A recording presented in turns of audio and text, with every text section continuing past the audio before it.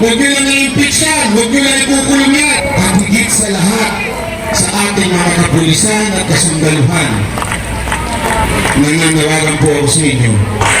Kaya nga ako'y nananawagan sa ating mga kababayan. Tandaan po natin ito. Ito po ay nasa ilalim ng ating konstitusyon. Article 3, Bill of Rights. Karapatan natin na magsalita at magbigay ng pahayag. Karapatan natin magtipon-tipon para idaing natin ang ating mga saloobin sa gobyerno na ito. Marami nagsasabi sa inyo, huwag nyo lang gagalawin niya si VP, huwag nyo lang i-impeach yan, huwag nyo lang ikukulong yan. Magagalit ang taong bayan. Ito ang tanong ko sa mga nagsasabi ng ganyan. Aantayin niyo pa po ba? Aantayin niyo po ba na takpin si VP Sara Duterte bago kayo lumabas? Ulitin ko. Aantayin niyo pa po ba na ikulong si VP Sara Duterte bago kayo magsalita at lumabas? So ito na yung oras na yun para kayo ay lumabas at magsalita at ipahayag ang inyong saloobin. Hindi magrebelde. Ulitin ko, hindi magrebelde dahil ayaw yan ng ating pinuno na si dating Pangulong Duterte. Wala po siya kahit kailan sinabi magrebelde sa gobyerno ito. Isa lang ang sinasabi niya, ipahayag natin ang ating saloobin na tama na, sobra na, palitan na. Kaya mga kababayan, ngayon, balik si Kuya. Ngayon! Gusto mo dito? Pwede naman. Yun naman po gusto ko lang sabihin po sa ating mga kababayan kasi marami ako nakikita dyan na matatapang, sinasabi nila, ganito, huwag nilang gagawin yan. Ako, huwag nyo mga kababayan, huwag na po natin ang training. Ako nga, nadudurog yung puso ko pagka nakikita si VP Sara Duterte na tinatarantado ng gobyerno to. Sila sa inyo, di ba nalulungkot? Nung isang kernel dyan, nasasaraduhan siya ng pinto. Tapos nung sinabi nila na tinulak lang daw ng commander na nagbabantay kay VP Sara Duterte, kinasuhan nila. Pag tinignan niyo yung video, walang tinulak doon. Tinabig lang ng gano'n kasi nga naman nakaharang po siya. At yun po ang trabaho. Ang hindi ko maintindihan, bakit si Browner hindi ba na pinagtanggol? Yun yung kanyang mga sundalo.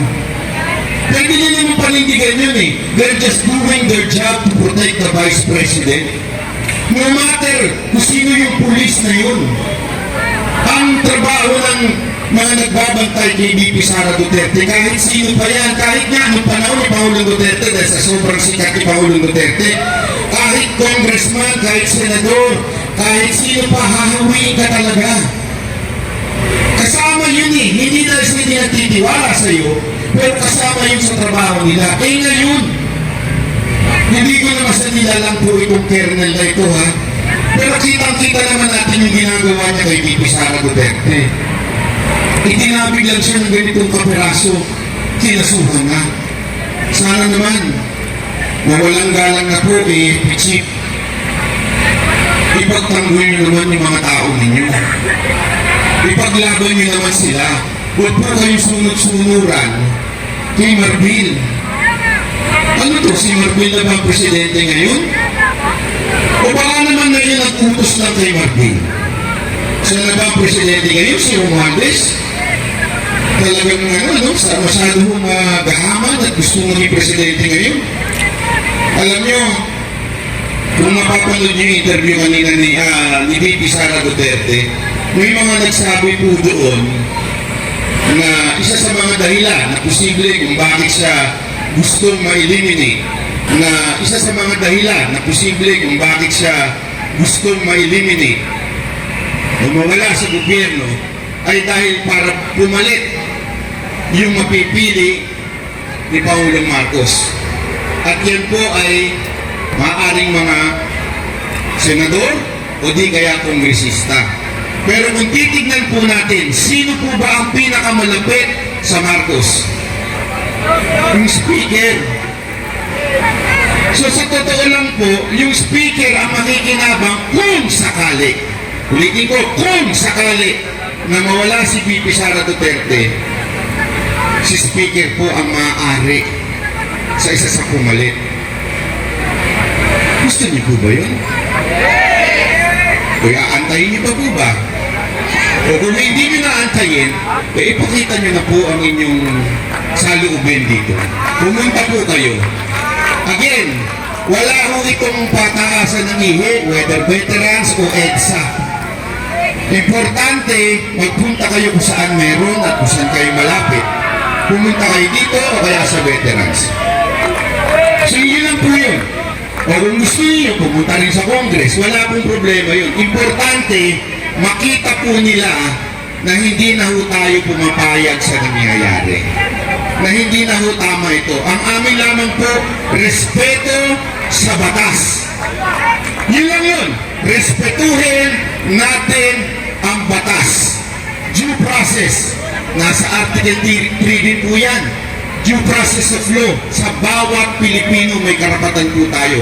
Lalong-lalo naman siguro ang ating Vice Presidente. May due process. Yun yung due process ng COA, hindi nila sinusunod. Alam niyo ba na exclusive po ang kapangyarihan na mag-audit sa COA? Ang COA ho ay may karapatan na sila lamang ang po pwedeng mag-audit, hindi po mga congressman. Yan po ay nilagay sa ating batas, sa ating konstitusyon, para maging independent ang COA. Yan ang purpose nun. Independent dapat ang COA. Hindi sunod-sunuran sa presidente at higit sa lahat hindi sunod-sunuran sa speaker. Pero anong ginagawa ng mga congressman natin? Tinatakot po. Paano yun? Pag hindi tama ang sagot at hindi sa tingin nila ay tama, ay iko-contempt nila po ito. Di ba po? Kaya dyan pala nakikita ninyo that there is no due process of law. Dahil hindi na nila sinusunod yung karapatan ng COA na maging independent. Sana mga kababayan, makita ho natin ito. Huwag niyo na hong antayin na kayo ang susunod na maging biktima ng walang due process. Tandaan ninyo, noon pa lang ang mga vloggers nagsasalita na kay Bantag. Naalala niyo noon? Sumunod si Tebes. Walang due process of law. Sumunod ang KOJC. Wala ring due process of law. Ngayon, ang Vice Presidente na. Hanggang kailan? Hanggang kailan mawawala ito sa Pilipinas? Hanggang hindi kayo nagsasalita. Hanggang hindi kayo pumapalag at sasabihin ninyong mali na ito. At higit sa lahat, sa ating mga kapulisan at kasundaluhan, nananawagan po ako sa inyo, mapayapa po ang tao na naandi dito. Wala pong ginagawang masama, nire-respeto ang batas, nire-respeto, ito'y parte ng ating batas na magtipon-tipon. Karapatan po namin ito na manawagan din sa inyo. Please protect the Constitution. Yun lang po yun. Protect the due process of law in our land. Yun po ang aming panawagan sa lahat ng mga uniform personnel. Kung sa tingin ninyo nasa tama pa at sinusunod pa ang batas, kayo na ho ang nakakaalam niyan. Hindi po kami. Dahil kayo po mismo ang nasa loob. Sinusunod pa po ba yan? O verbal na lang ang utos sa inyo? Nasa kamay niyo na po yan. Sabi nga ni Tatay Digong, wala na sa kamay ng mga Duterte yan. Wala na sa kamay nating mamamayan yan. Nasa sa inyo na po yan. Ako po si Banat Bay, in behalf of all the Banateros, maraming salamat po. Wala po uuwi. Tuloy-tuloy na po ito, ha? Okay?